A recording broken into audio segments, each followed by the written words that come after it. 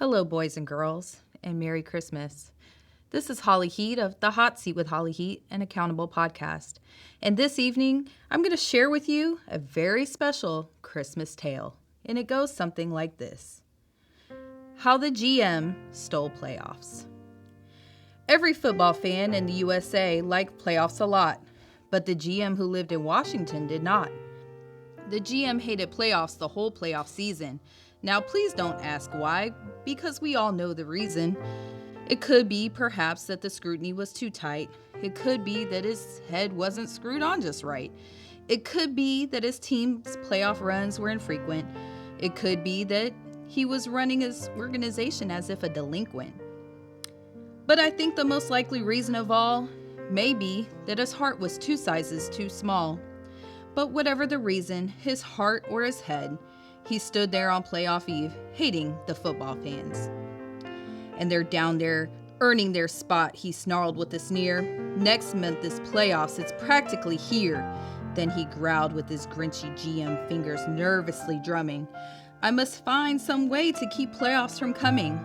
For next month, I know all the fangirls and all the fanboys, homies and mates will wake up bright and early. They'll rush to their tailgates. And they'll shout, and they'll yell, and they'll drink, drink, drink. And the more the GM thought of this fan playoff fun, the more the GM thought, I'll make sure the NFL is done. Then he got an idea, an awful idea. The GM got a wonderful, awful idea. I know just what to do, the GM fumed. I'll make a convincing Goodell costume. This is stop number 1, the old grinchy GM hissed as he climbed to the podium and raised up his fist. He cleared his throat and let the madness rain, suspension after suspension of the best in the game. The suspensions were based on such faulty criteria. This would put players, owners, and fans into mass hyper-hysteria. Too many selfies with your girlfriend, Allen, as he suspended Josh. I hate people from Texas, he snarled as Jalen Hurts was tossed Justin Jefferson just for doing the gritty, sat Joe Burrow for being too pretty. He suspended Kelsey for being too cool, sidelined Mahomes because his brother's a tool. Suspended Parsons just for being the best player in Dallas. The whole team of Titans for being fake Oilers in the midst of his malice. He waited for Bleacher Report and ESPN to pick up the story. He sat there in his stenchy, treacherous glory.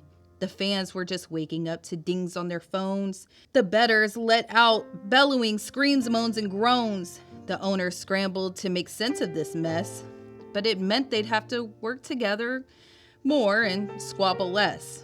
Jerry Jones and Robert Kraft emerged from their brothels. Jim Irsay took a break from being a rocker. They put their heads together in a matter of time. Only one man could save the NFL, and his name was Coach Prime. Having saved JSU without being SWAC and stood up to media scrutiny, which gave no one slack.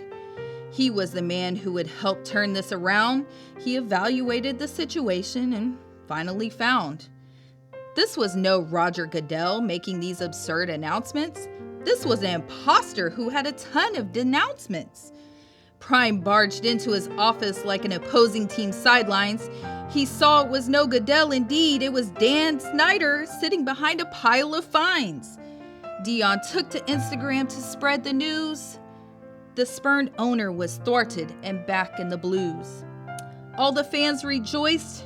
Restored was hope. Just in time for the Cowboys to choke. Thank you for joining me this evening with this heartwarming tale. This is Holly Heat. Merry Christmas and good night.